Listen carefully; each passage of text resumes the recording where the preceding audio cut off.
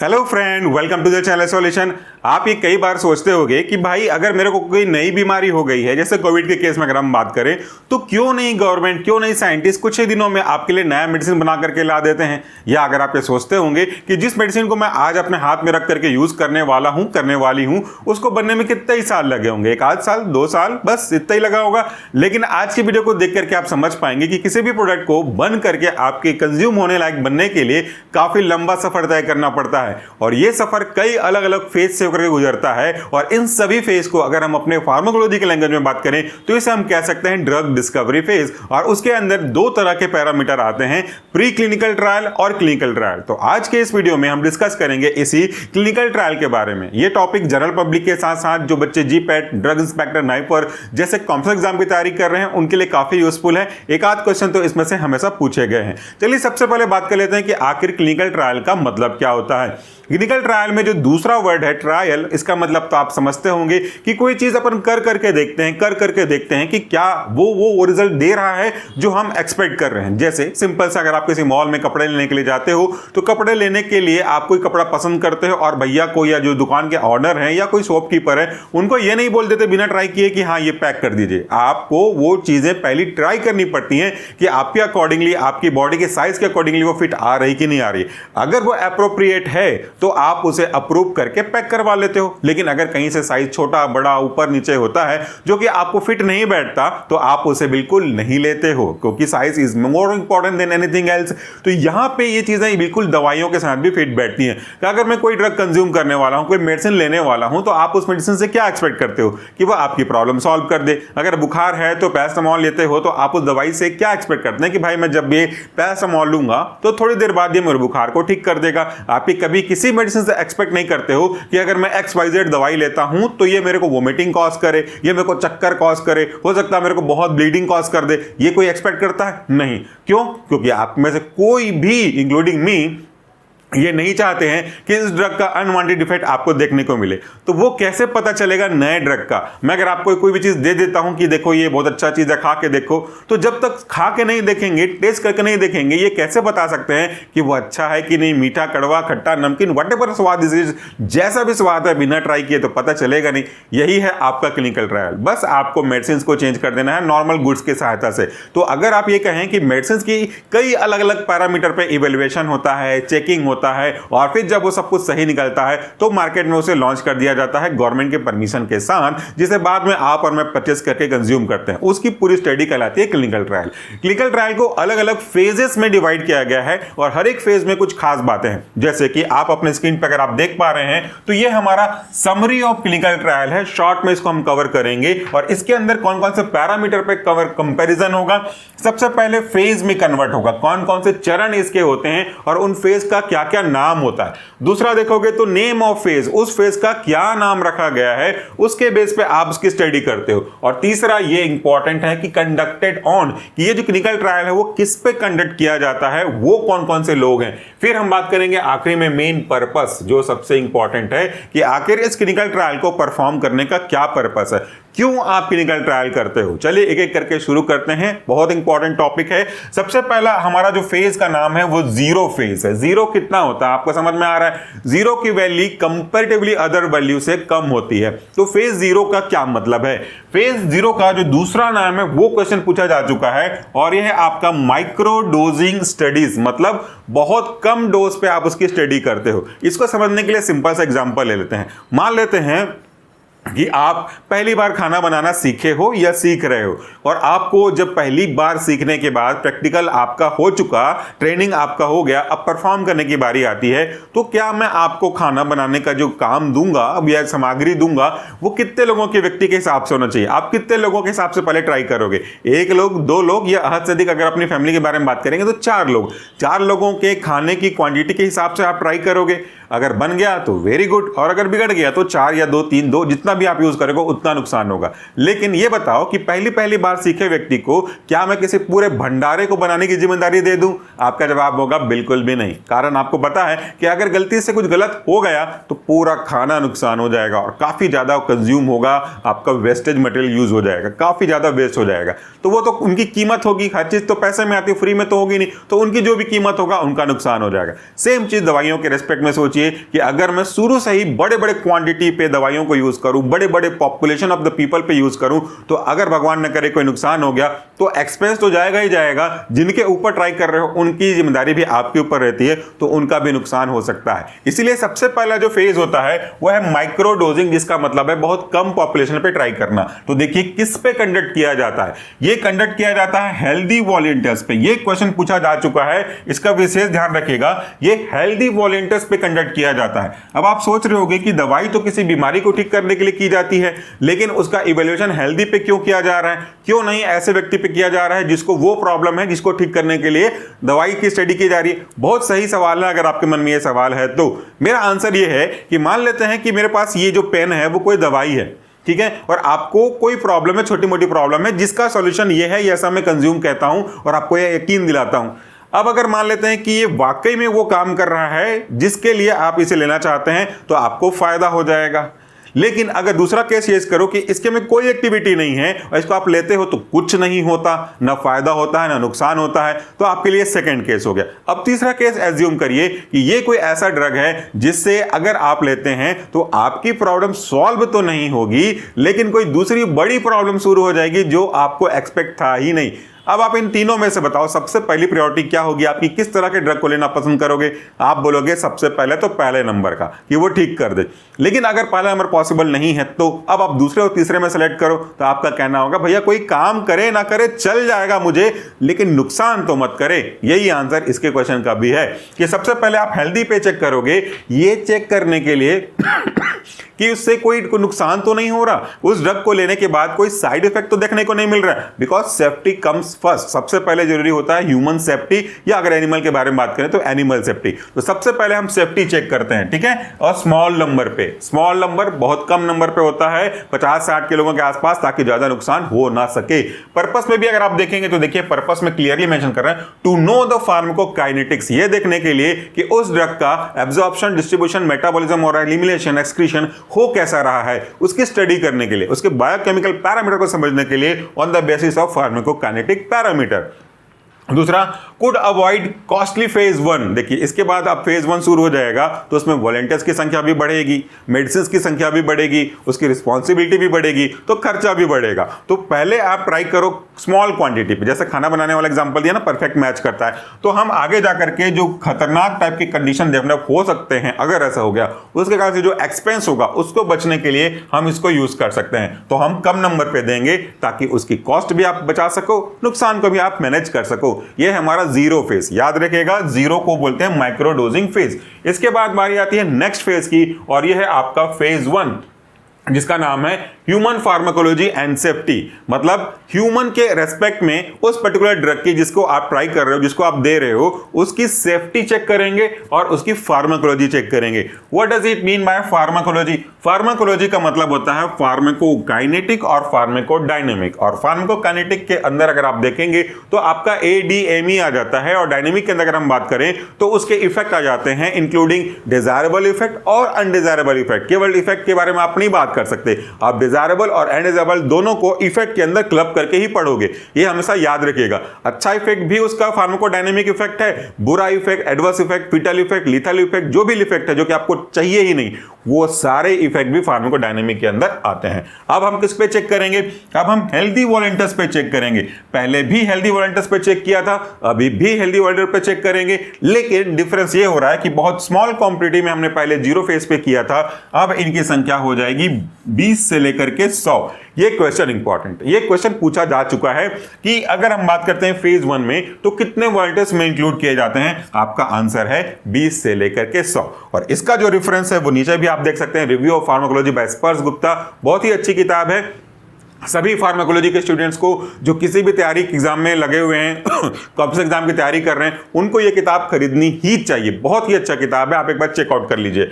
अब इसका पर्पस क्या है, क्यों कर रहे हो आप फेज 1 क्लिनिकल ट्रायल? इसका पर्पस है to know maximum tolerated dose, ये जानने के लिए कि कोई भी व्यक्ति, जिस व्यक्ति को आप दे रहे हो, कितना मैक्सिमम डोज वो टॉलरेट कर सकता है, कितना डोज वो सह सकता है, इसकी क्षमता चेक करने के लिए आप इस तरह की स्टडी को कर रहे हो, टॉलरेटेड स्टडी को कर रहे हो। ठीक है, तो ये हमारा पहला पर्पस हो गया। दूसरा, safety and tolerability. Safety important है कि क्या वो ड्रग सेफ है, और टॉलरेंस तो आप चेक कर चुके हो, उसकी टॉलरेबिलिटी अपन एडजस्ट कर पाते हैं कि नहीं कर पाते हैं, इसको चेक करने के लिए किया जाता है। अब क्वेश्चन दो तरीके से पूछा जा चुका है, पलटेंगे अगर आप क्वेश्चन पेपर को तो एक तो उसका नाम क्या होता है, यह भी पूछा जा चुका है, आगे बताऊंगा। दूसरा, किस पे कितने लोगों पे कंडक्ट किया जाता है, और तीसरा, उसका पर्पस क्या है। क्वेश्चन ये आया था, safety and tolerability is conducted in which clinical trial, which phase of clinical trial. ऐसे क्वेश्चन आपको याद रखने चाहिए।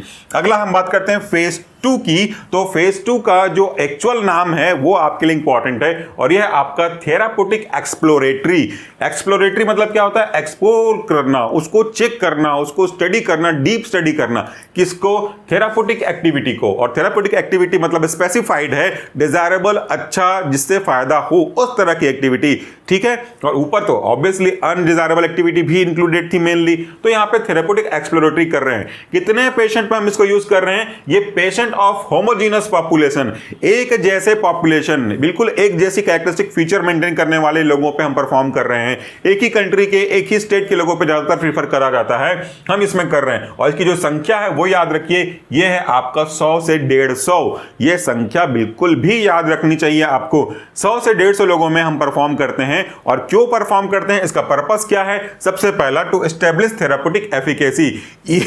सॉरी, थोड़ा टस्क आ रहा है। ये चेक करने के लिए कि वो थेराप्यूटिक एफिकेसी दे रहा है कि नहीं दे रहा है। मान लेते हैं कि मैंने किसी ड्रग को इसलिए डिस्कवर किया, इसलिए डेवलप कर रहा हूं कि ये किसी बुखार को ठीक कर सके और अच्छा काम कर सके बिना साइड इफेक्ट प्रोड्यूस किए।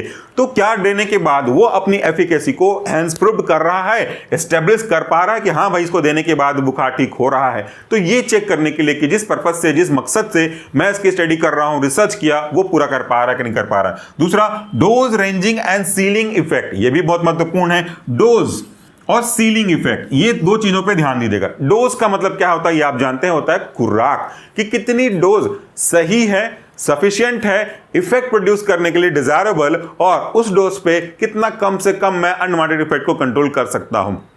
जैसे आपने ED50 के बारे में पढ़ा हुआ होगा, तो एग्जैक्टली डोज डिटर्मिनेशन करना हमारा इसका मकसद है। और दूसरा, सीलिंग इफेक्ट को लेकर के आना। सीलिंग इफेक्ट का मतलब क्या होता है? एक ऐसा डोज जिसके बाद अगर आप उस ड्रग का डोज और भी बढ़ाते हो ना, तो ड्रग के डोज बढ़ाने के रेस्पेक्ट में उसका इफेक्ट नहीं बढ़ेगा। इसे आप DRC के रूप में हमारे प्रैक्टिकल वीडियो में ऑलरेडी देख चुके होंगे कि एग्जांपल के लिए अगर हम बात करते हैं to study the DRC of acetylcholine, तो उसमें आप देखोगे कि अलग अलग डोज पे 0.1, 0.1 के बाद डबल कर दो 0.2, ऐसे बढ़ाते जाते हो, तो आप देखते हो कि ड्रग यानी कि एसिटाइलकोलिन का डोज बढ़ाने पे उसका जो रिस्पांस है कर्व, वो बढ़ता जाता है। लेकिन एक पर्टिकुलर टाइम ऐसा आता है कि एक बार आप ड्रग का और डोज बढ़ा दो, उसके बाद ड्रग का इफेक्ट उसके ग्राफ के रेस्पेक्ट में नहीं बढ़ता।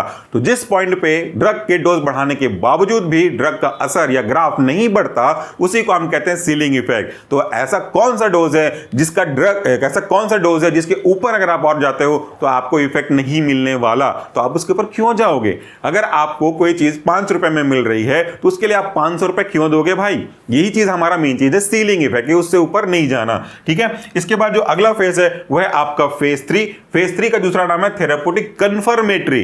ठीक है, कन्फर्मेटरी है ये। पहला था एक्सप्लोरेटरी, चलो चेक करते हैं, ट्राई करते हैं, पता करते हैं कि वो कर रहा है कि नहीं कर रहा है। एक्सप्लोर करा आपने, एक्सप्लोर करने के बाद क्या पाते हैं, उसके बाद आपका अगला फेज आता है थेराप्यूटिक कन्फर्मेटरी, मतलब चलो कंफर्म कर देते हैं, हाँ भाई कंफर्म ये अपना काम कर रहा है, जिस पर्पस को पूरा करने के लिए मैंने इसके रिसर्च किया था, डेवलप किया था, वो कंफर्म है, वो काम कर रहा है। अब हम किस पे ट्राई करेंगे? Up to 5000 of patient. Now this is important, up to 5000 of patient. Patient मतलब क्या भाई? जो मरीज हैं। कौन से मरीज? अगर मैं बुखार की दवाई की स्टडी करना चाहता हूं तो क्या मैं कैंसर के लोगों को इंक्लूड कर दूं? नहीं, यहां पे वो लोग इंक्लूड होंगे जो उस बीमारी से परेशान हैं, जिस बीमारी को ठीक करने के लिए आपने मेडिसिन बनाया है, और ये आप एक्सपेक्ट करते हो, उम्मीद करते हो कि वो दवाई उसको प्रॉब्लम को ठीक कर देगी। तो ऐसे केस में ये याद रखिएगा, 5000 पीपल आप यूज कर रहे हो, पेशेंट को यूज कर रहे हो from several centres, heterogeneous population. ऊपर क्या था आपका homogeneous population, now this is heterogeneous population. कई अलग अलग सेंटर्स में इंक्लूड करोगे, अलग अलग जगहों पे जाके करोगे, ताकि लोगों का जो नेचर है वो अलग अलग हो सके। इसी तरह से आप उसको और ज्यादा कंफर्म कर पाओगे। What is the purpose behind this? To confirm the therapeutic efficacy, ये तो हो गया। दूसरा, to establish the value of drug in relation to existing therapy. ये बहुत इंपॉर्टेंट पॉइंट है, ये समझिए। To establish the value of drug, किसके रेस्पेक्ट में? Existing therapy. जैसे मैं पैरासिटामोल का एग्जांपल ले रहा था, देखिए आज के डेट में ये तो सबको पता है, चाहे फार्मेसी के हों चाहे नॉन फार्मेसी बैकग्राउंड से बिलोंग करते हूं, कि अगर भाई मुझे बुखार हो रहा है और हल्का सा दर्द भी अगर हो रहा है तो थोड़ा थोड़ा दर्द को छोड़ दो, बुखार को पकड़ लेते हैं, कि अगर मुझे हल्का हल्का बुखार है तो मैं पैरासिटामोल खाऊंगा, बुखार ठीक हो जाएगा, उसमें कोई दिक्कत बात नहीं है। पैरासिटामोल वैसे भी ओटीसी है, बट लेना सबको ऐसे नहीं चाहिए चना मुर्रे जैसे, समझ के लेना चाहिए, ठीक है। पैरासिटामोल के साइड इफेक्ट भी तो आप जानते हैं, खुद पैरासिटामोल के प्रोडक्ट के पीछे लिखा रहता है, हमने इसके ऊपर भी वीडियो बनाया है कि वो लिवर टॉक्सिसिटी कॉज कर सकता है। अगर अधिक मात्रा में ले लिया, 500 mg का पैरासिटामोल को मैक्सिमम 4 बार ले सकते हो आप, ज्यादा ले लेते हो तो मुंह में छाले भी पड़ सकते हैं, रेडनेस भी देखने को मिल सकता है। तो ये तो उसके साइड इफेक्ट हैं, लगातार लोगे तो और ज्यादा प्रॉब्लम देखने को मिलेगा।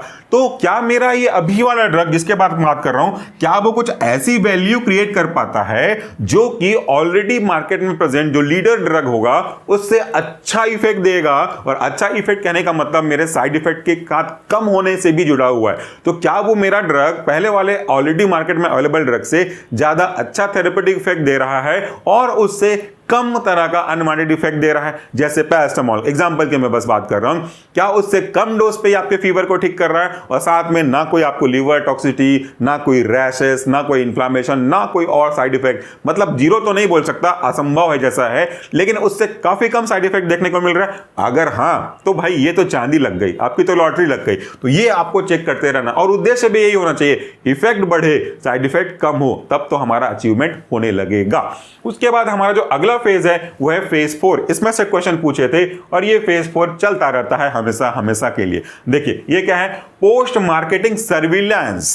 पोस्ट मार्केटिंग, पोस्ट का मतलब क्या होता है? लेटर पोस्ट करना नहीं, पोस्ट मतलब हो चुका। क्या हो चुका? मार्केटिंग हो चुका। मतलब ये ड्रग अप्रूव हो गया, मार्केट में आ गया, उसके बाद क्या करना है? हमको उसका सर्विलियंस करना है। सीसीटीवी कैमरा, क्या होता है सर्विलेंस? मतलब आप 24 घंटे सीसीटीवी नहीं देख रहे हो, लेकिन सीसीटीवी चालू है ना, मतलब लगातार according to capacity of storage वो रिकॉर्ड कर रहा है, मतलब चेक कर रहा है। तो आप जब कुछ गलत चीजें हो जाएंगी, भगवान न करे चोरी हो गया, कुछ हो गया, तब आप चेक करोगे। ऐसे तो चलते रहता है। बिल्कुल यही चीज है, मार्केट में आ गया, गवर्नमेंट ने अप्रूव कर दी अप टू द फेज 3, उसके बाद मार्केट में आ गया। मार्केट में आने के बाद वो चलता रहता है। लेकिन क्या अगर कोई साइड इफेक्ट या कोई बहुत बड़ा जेंडरस इफेक्ट आ गया, उसके बाद भी हम आंख बंद कर दें, चलने दो करेंगे? नहीं। आप मार्केट में इसलिए भेज रहे हो क्योंकि इतने सारे लोग उसको कंज्यूम करेंगे, तो आपके पास इतने सारे वॉलंटियर आ जाएंगे। और ये तो ऑलरेडी प्रूफ हो चुका है कि टॉक्सिक वो है नहीं, रेयर केस ऑफ द में होगा, टाइप बी टाइप का होगा, तो वो रेयर केस में है, इसलिए मार्केट में आ गया। लेकिन मार्केट में बहुत सारे तरह तरह के लोग होते हैं, कई अलग अलग नेचर वाले, जेनेटिक सीक्वेंस वाले और ह्यूमिडिटी वाले, कंडीशन वाले, क्लाइमेटिक वाले, जियोग्राफिकल एरिया वाले रहते हैं। तो काफी चांसेस हैं कि किसी में कुछ तरह का इफेक्ट देखने को मिले जो सही नहीं होगा। तो इसकी इवैल्यूएशन मार्केट में आने के बाद ही होता है। इसीलिए कोई ड्रग आप पढ़ते हो न्यूज़पेपर में कि फला ड्रग विड्रॉ कर दिया गया, इनका कॉम्बिनेशन विड्रॉ कर दिया गया, तो अगर वो अप्रूव था तो विड्रॉ क्यों किया गया? जब तक अप्रूव किया गया तब तक वो जिन पॉपुलेशन में चेक किया गया था वो सेफ था। बहुत सारे ऑप्शन आ गए, लोगों में आ गया, मार्केट में आ गया, आपके पास और ब्रॉड एरिया ऑफ स्टडी हो गई, उसमें कुछ साइड इफेक्ट समझ में आया जो कि सही नहीं था, तो भाई आप गलती सुधारोगे कि नहीं सुधारोगे? उसको वापस बुला लिया जाता है। इसीलिए पोस्ट मार्केटिंग सर्विलांस बहुत इंपॉर्टेंट है।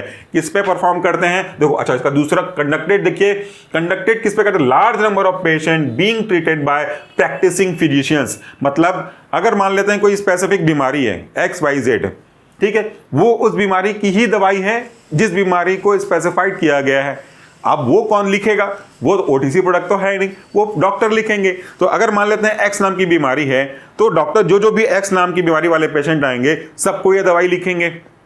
तो ये दवाई स्पेसिफाइड तरह के लोगों के लिए है ताकि वो लोग कंज्यूम करें और उसके ऊपर जो भी इफेक्ट हो रहा होगा वो हमको देखने को मिलेगा। अब अगर कुछ बीमारी ऐसी है जो मैं नाम नहीं लेना चाहता, जो स्पेसिफाइड लोगों को होती है, तो वो सब क्यों लेंगे? नहीं लेंगे ना। तो ये स्पेसिफाइड है, जिसके द्वारा प्रिस्क्राइब किया जाता है, मतलब फिजिशियन, जिसके द्वारा लिया जाता है यानी कि आपके पेशेंट। तो ये पेशेंट और प्रिस्क्रिप्शन फिजिशियन, इनके बीच में चलता रहता है। इसका पर्पस क्या है? Purpose number 1, to know rare and long term adverse effect. To know rare, इसको हम लोग बिजारे बोलते हैं, type B of adverse effect, या इसको इडियोसिंक्रेसी के अंदर भी आप रख सकते हो।